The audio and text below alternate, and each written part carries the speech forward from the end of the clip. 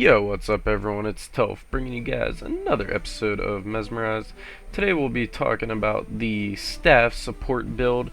You guys said you wanted more builds, so I brought them to you. So basically this is full trait support build.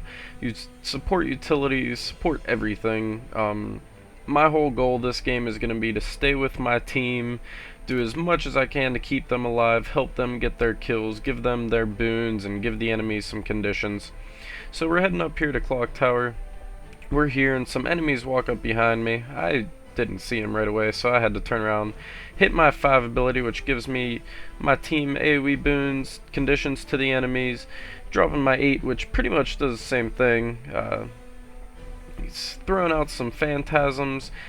Basically, this whole build goes around giving my team boons and their team conditions, or removing boons from them and giving removing conditions from my team. But it works really well as long as you're with your team, but honestly one-on-one it is pretty awful. So you see me sitting up here just throwing out that one, throwing out all my abilities as much as possible.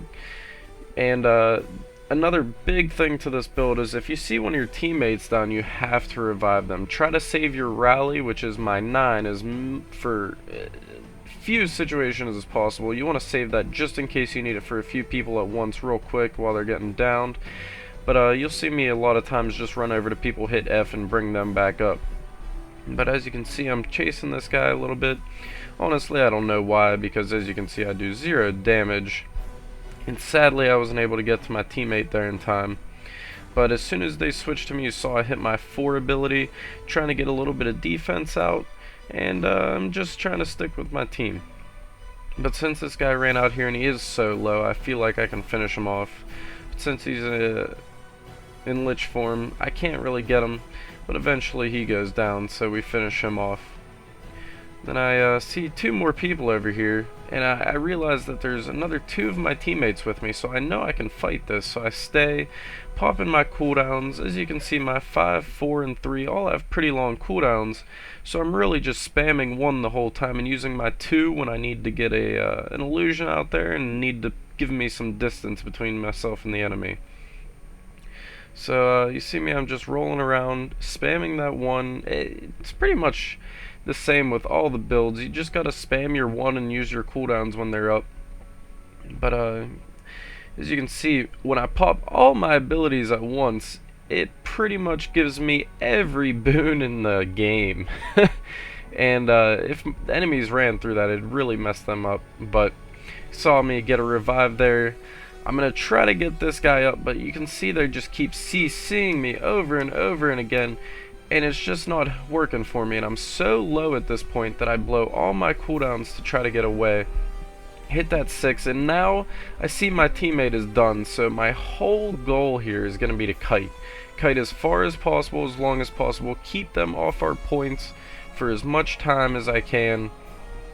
And they pretty much fall for it. They kite me, or they follow me on my long kite path here.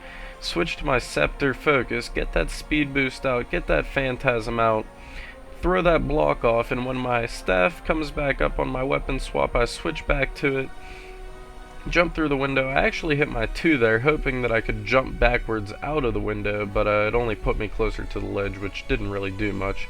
So definitely a learning experience there. I haven't said this yet, but this is pretty much one of my first staff games I've ever done, so I'm still learning while I play. So if you see a few mistakes in there, that's probably what it is. But I'm pretty much standing here wondering why this bear's attacking me, and then I see there's 2 enemies up here. And honestly, most of the time I wouldn't have stayed up here to fight, but I saw one of my allies with me, and I know that I have massive amounts of survivability. My items have toughness in them. I did regem them for toughness so that I can stay alive longer. And I'm running back around just trying to keep me and my ally alive, blowing all my cooldowns. And as you can see, we're doing a pretty good job here.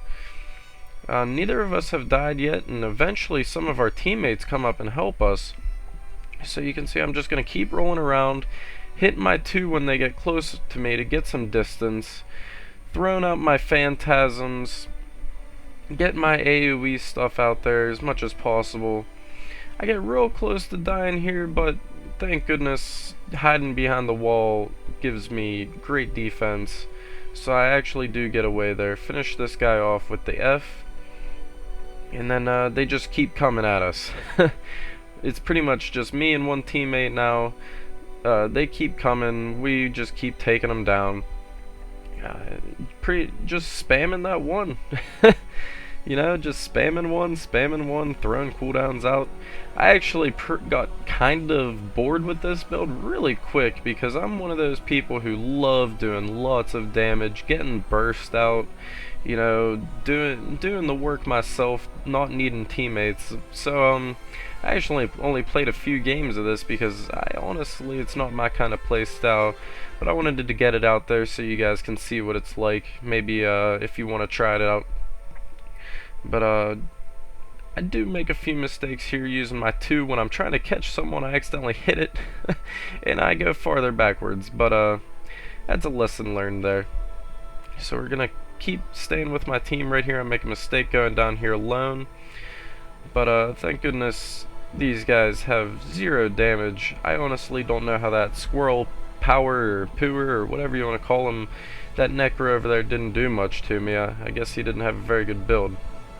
But you saw me hit my 2 right there on total accident or just bad play on my part. But thank goodness I get up here in time before they can do some real damage to me.